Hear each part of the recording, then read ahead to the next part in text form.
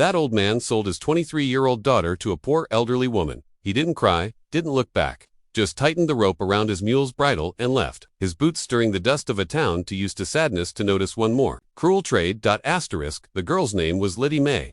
She didn't scream, didn't beg. Her face stayed still as stone, like someone who had already drowned, but whose body kept walking. Her dress was faded, sleeves sun-bleached, hands clasped in front of her like a prayer that had never been answered. The woman who bought her Mrs. Tansy. Folks called her was bent like a crooked fence post, with silver hair in a tight braid, and eyes too sharp for her age. She paid in silver coins wrapped in a tobacco pouch, counted slow like she wanted the man to change his mind. But he didn't. Liddy followed the woman without question, carrying nothing but a small sack with a few threadbare clothes and a ribbon that had once belonged to her mother. She didn't know where they were going, and she didn't ask. What difference did it make? A barn or a cave or a coffin, it was all the same when no one wanted you. They walked for 3 days out past Widow's Crossing, through the dry gulch where rattlers slept and buzzards circled wide in the sky. The world grew quiet there, like it had stopped breathing. Mrs. Tansy didn't talk much, only muttered when her knees locked or her shoulder caught from the cold. They slept on dirt the first night, under a split moon. Liddy kept watch, though she didn't know why. Nothing left to protect. By the 4th day, they reached a broken-down homestead at the base of Copperjaw Ridge, near where the river ran slow but steady. The cabin leaned a little to the east and smelled of smoke. An old wood, chickens pecked at the yard, and 2 goats bleated from a small pen. A boy, no older than 10, barefoot and sundark, ran out to greet them. Is she staying, Gran? He asked. Mrs. Tansy didn't answer. She handed Liddy a broom and nodded toward the porch. That was how Liddy May's second life began, not with welcome or warmth, but with dust and silence. Days passed slow, like honey drip from a cracked jar. The old woman barely spoke unless it was too correct or direct. Chop finer, boil longer, don't waste good kindling. But she never raised her hand, never cursed, and never locked Liddy out at night, which was more than could be said for her own kin. Liddy didn't ask what she was. Now servant, daughter, purchased help. She kept to her tasks, milking goats, cleaning, splitting wood when her shoulders could take it. The boy's name was Eli, and he watched her like a hawk, curious but cautious, like he'd seen folks leave before. She began to notice little things, how Mrs. Tansy always checked the window before sundown, how the pantry had jars labeled, in a strange old script, how there were fresh flowers near a photo of a soldier in a frame carved from bone. No one explained. No one needed to. Everyone in that house had ghosts.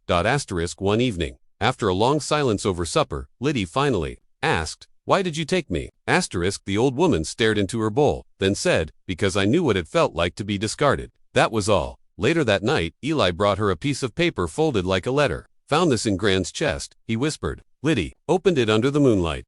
The paper was yellowed, edges torn. A note, in neat script. She was 7 when they left her on my porch. I didn't ask whose child, I just kept her safe. Liddy blinked hard. She didn't know if the note was about the boy, or if it had been written by someone else, long gone. But something changed in her that night. A root took hold, thin but real. The next weeks brought a kind of rhythm. She learned to cook cornbread without burning the bottom. She taught Eli to stitch a button. She even found an old harmonica and played it by the creek, music drifting through the cottonwoods like a half-remembered lullaby. But peace is a thin glass in the west. One gust, one knock, and it shatters. One gray morning, a rider came. He was tall and gaunt, with a scar under one eye and boots too polished for a traveler. He asked for water, and when Liddy brought it, he stared too long. His voice was calm, but it carried something dark beneath it.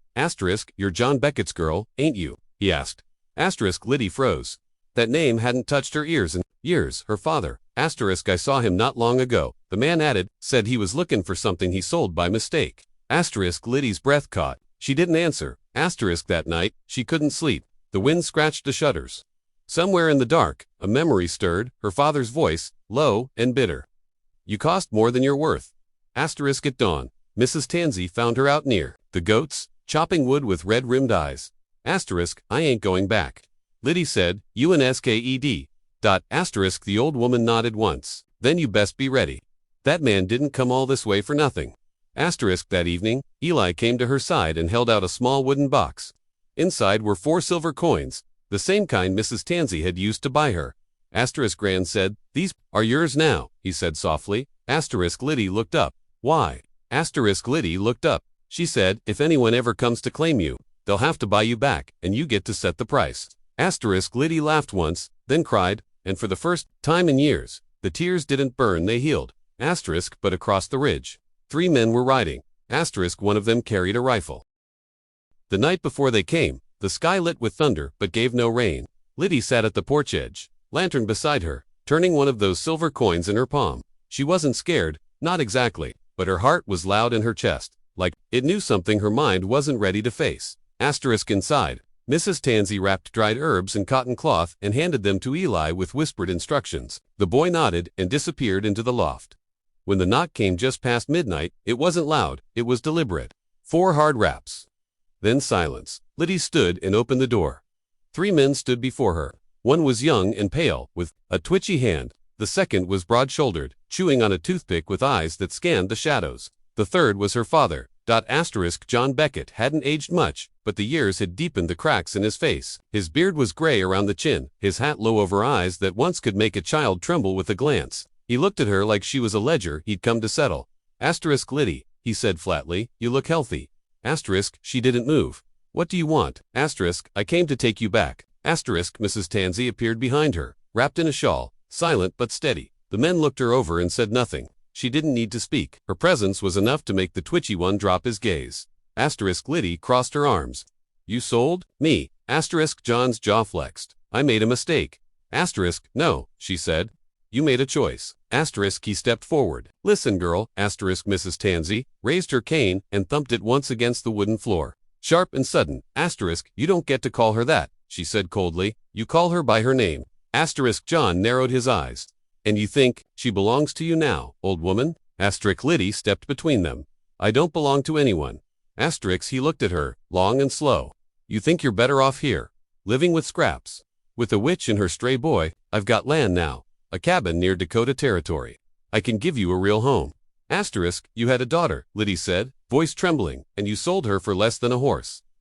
John sighed. You don't understand. Your stepmother, she hated me. She didn't want you, and neither did you. The broad-shouldered man stepped forward, gripping his belt. We ain't got all night. You said she'd come quiet.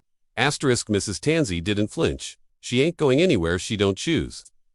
Liddy pulled out the small wooden box, opened it, held out the 4 silver coins. These are what you sold me for, she said. If you want me back, the price has gone up. John sneered. You think I'm buying what's already mine. You're not, she whispered, her hands trembling now. Because I was never yours. He moved fast, then quicker than she remembered. His hand raised to strike her, but it never landed. The twitchy man caught his arm. Not in front of the kid, he muttered. John shook him off and turned back to his horse. Fine, rot here. You'll be begging to come back by winter. They mounted and rode into the dark. No bullets, no screams. Just the sound of hoofbeats, swallowed by the hills. Liddy collapsed onto the porch steps, shaking. Mrs. Tansey didn't offer comfort, just sat beside her and stared at the stars. Why did he really come? Liddy whispered. Why now? Tansey sighed. Because someone told him you had value again. Liddy looked over. What value? The old woman reached into her pocket and handed her a folded paper. It was worn, creased, and smelled faintly of smoke. Liddy opened it with careful fingers. Territory, claimed Copperjaw Ridge, mineral rights enclosed. He heard about the ridge. Mrs. Tansey said. Thought if he reclaimed you, he'd get a stake in it. Thought maybe you'd be his key, back into fortune. Liddy stared at the paper, at the seal and signature. Her name was scrawled near the bottom. She remembered signing something weeks ago, thinking it was just a delivery list for supplies. You tricked me, she asked, eyes wide. Mrs. Tansey shook her head. I protected you. Liddy's voice was small. But why me? The old woman looked at her then, and for once, her voice softened. Because when I was 16, I had a daughter I couldn't keep. Born in the dirt behind a saloon in Wyoming. I gave her to a wagon couple who looked like they'd never lie to a child. I never saw her again, and for 40 years I've looked in every girl's eyes hoping to find her. Liddy went still. Her mind tried to catch the meaning. But I ain't her, she said slowly. No, Tansey replied, but you could have been, and that's enough. A storm rolled in that night, real and heavy. Rain on the tin roof, wind through the trees. They didn't sleep much, but something loosened between them like a knot untied. Weeks passed. No more visitors, no letters, just life. Eli laughed more.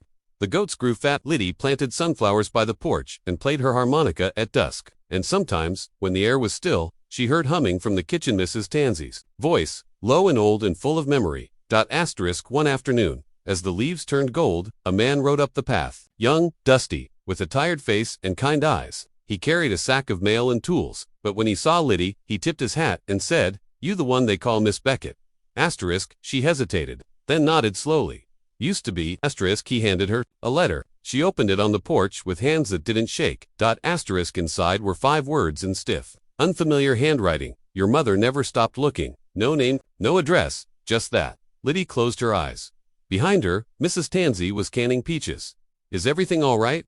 the old woman asked without turning. Liddy smiled faintly. "Yeah," she whispered, "just thinking how sometimes the people who find you love you better than the ones who made you." That night, Liddy took 1 silver coin and buried it at the foot of the tallest sunflower. The others she melted into a brooch, wore it near her heart, like a shield made from pain turned gold. And when people asked who she was, she told them, "I'm Liddy May, daughter of no one, loved by someone, and I've set my own price now."